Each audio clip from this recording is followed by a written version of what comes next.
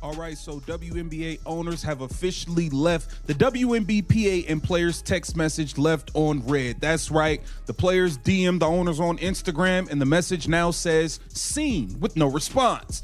This is what happens when this is the definition of F around and find out. And now the players are finding out. And now it seems like they're trying to play victim and win over public perception once again. We got to break this down. Welcome to Keep the Vision. Make sure you like, comment, subscribe, share the channel, hit that bell notification, and hype the video. Let's get right into things.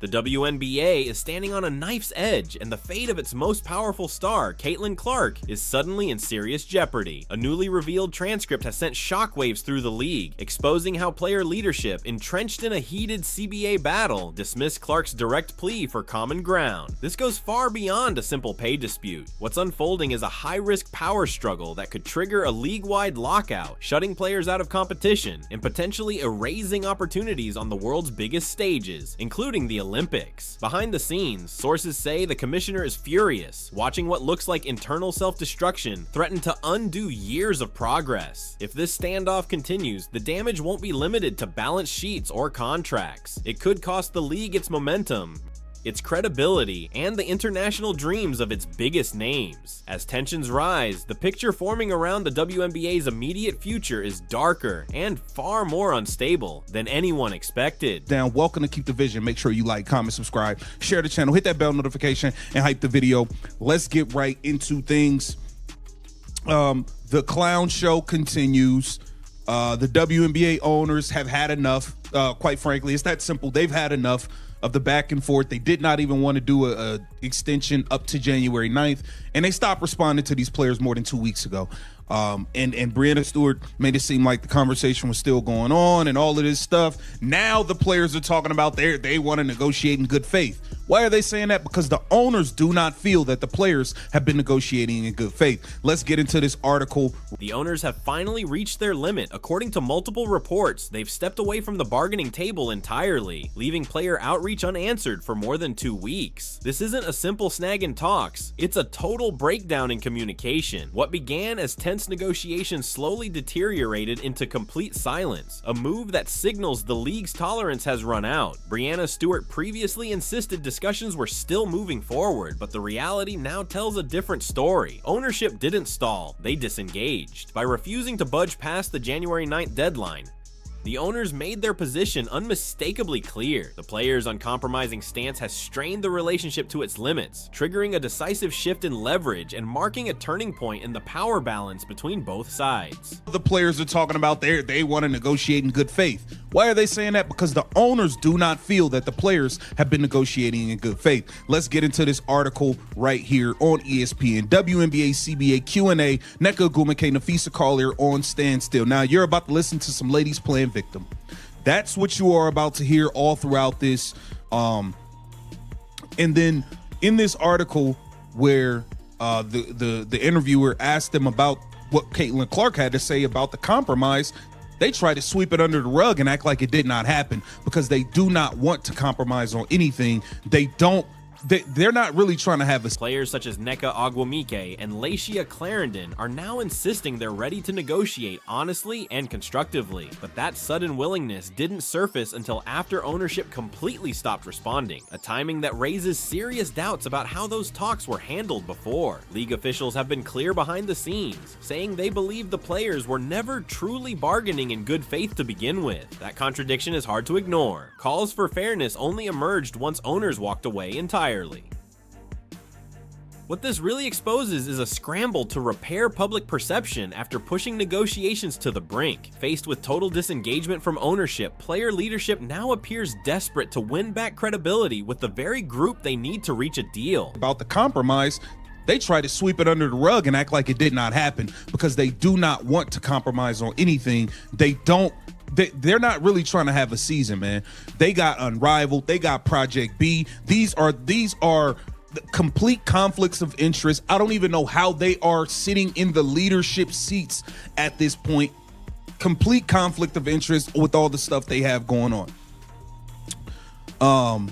let's get right to it. It says on the eve of negotiating deadline for WNBA CBA collective bargaining agreement, WNBPA president and vice president Afisa Collier told ESPN they are proud of the union's solidarity and vowed to keep working for a The real intentions behind the players' union's hardline position are now under heavy scrutiny. Several influential figures within player leadership are closely tied to outside ventures such as Unrivaled and Project B, creating conflicts that can no longer be ignored. These personal business interests don't just exist on the side, they directly intersect with, and in some cases compete against the WNBA itself. That reality has fueled growing concern that decision makers may be prioritizing their own projects over the collective welfare of the players they represent. It raises an uncomfortable question. How can union leaders claim to act in everyone's best interest while maintaining commitments that pose such obvious ethical challenges? This internal fracture weakens the union's authority and pours a fuel on an already volatile labor dispute. Reasonable proposals. You guys have asked for more than double of everything that they're talking about. 30% is league, 30% revenue, not happening. $10.5 million cap, not happening. So, whatever. Wnba said, Fee's right. I'm proud of how professional and patient we've been. What do you mean professional? Y'all was taking shots at the WNBA owners on Instagram. That wasn't professional. What are you talking about? Y'all have been trying to win people over in public perception throughout the entire negotiation. What are you talking about? You guys have been playing victim the whole time. Like, oh, man.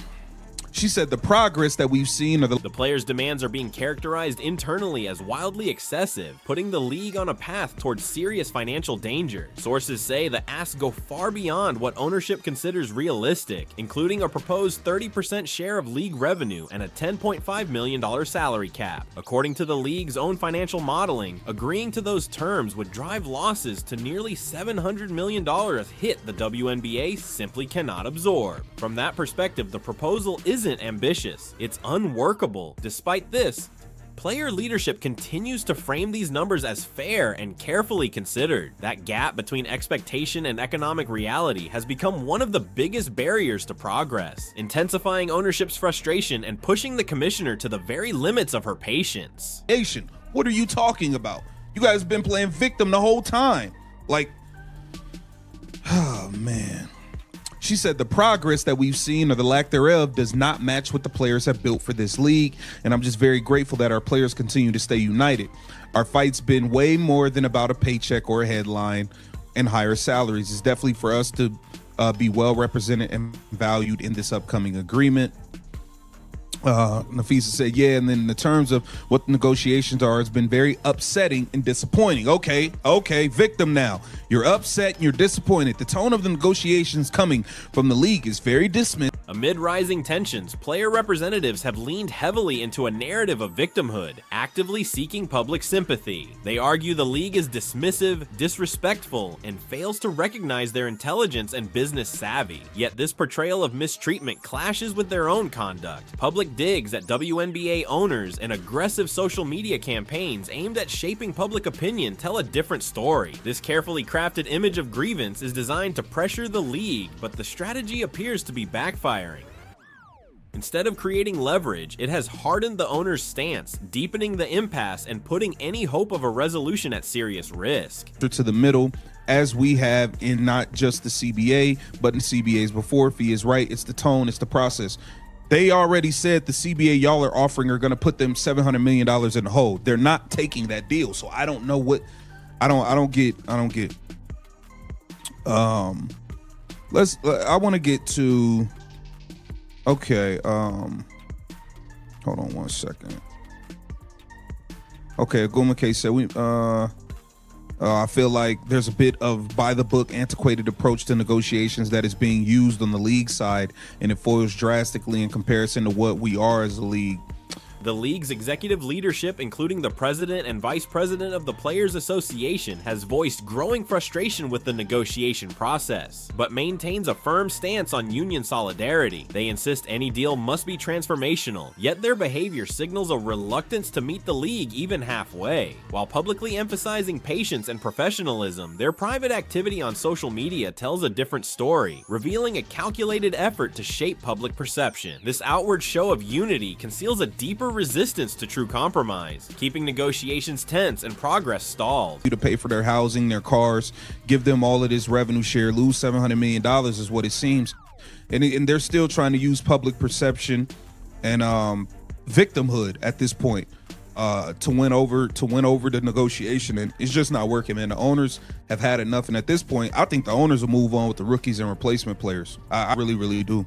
But get down in the comments and let me know what you think. This is Keep the Vision. Make sure you like, comment, subscribe, and share the channel. Nneka Ogwumike recently proclaimed, "We've been professional and patient," a statement that sharply contradicts recent behavior. Players have publicly taken shots at WNBA owners on Instagram, hardly a model of professionalism during sensitive negotiations. This gap between rhetoric and reality underscores a fundamental disconnect, only reinforcing ownership's belief that the players aren't negotiating in good faith and fueling the commissioner's mounting frustration. Player representatives consistently point to the league's outdated negotiation methods as the primary obstacle. They claim the WNBA clings to old playbooks, failing to evolve alongside its transformational era. Yet this critique conveniently ignores the league's financial realities and the unsustainable nature of current player demands. While advocating for innovation, the players remain rigid on key financial points, creating a stalemate that benefits no one. Relations between WNBA Commissioner Cathy Engelbert and the players have reportedly grown tense, with leaders openly criticizing her despite public statements downplaying personal conflicts. These attacks turn what should be a business negotiation into a battle of wills, with the erosion of trust and respect becoming just as dangerous as the financial dispute itself. The stakes extend far beyond dollars. Stars like Caitlin Clark have called for compromise, emphasizing the importance of mutual understanding. At a USA basketball camp, Clark urged both sides to find common ground, yet player leaders publicly brushed off her plea, doubling down on their uncompromising position.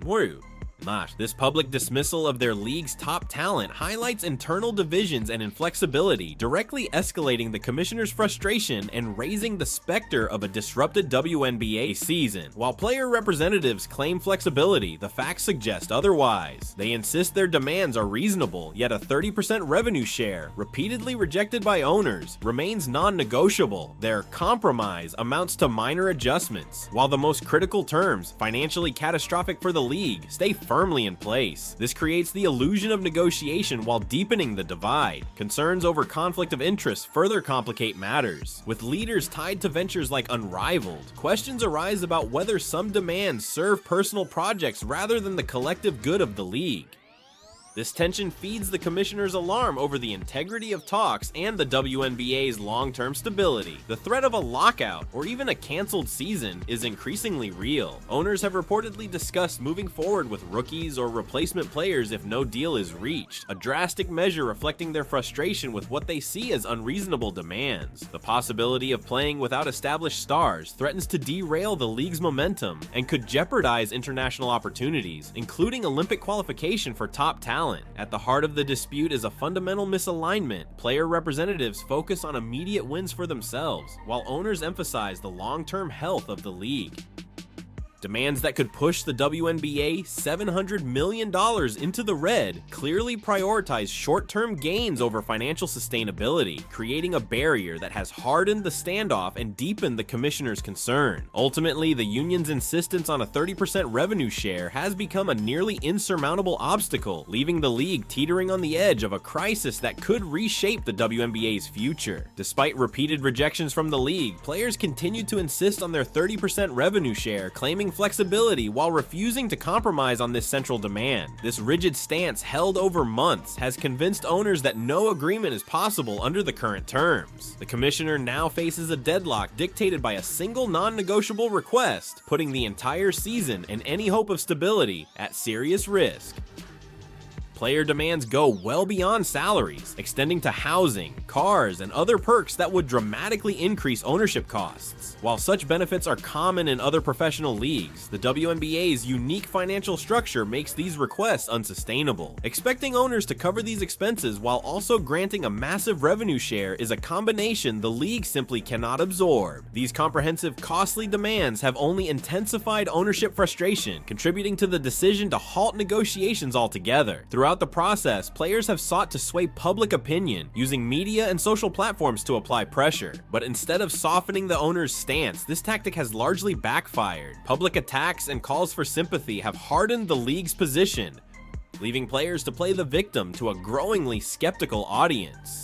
Negotiations have devolved into chaos. Conflicting statements, private disengagement, and public theatrics have created a climate of mistrust and antagonism. Far from advancing a transformational agreement, the process has pushed the league to the brink, threatening to unravel years of growth and sideline the stars who drive the WNBA forward. At the center of the turmoil is a catastrophic breakdown in trust and communication. Caitlin Clark's call for compromise, her plea for unity to protect players' Olympic dreams, has been ignored, highlighting the deep internal divisions and inflexibility of player leadership. With uncompromising demands dominating the conversation, the league faces an existential threat. The path ahead is uncertain, but one fact remains clear: without real compromise, the WNBA's future, its stars, and the very foundation of the league hang in the balance.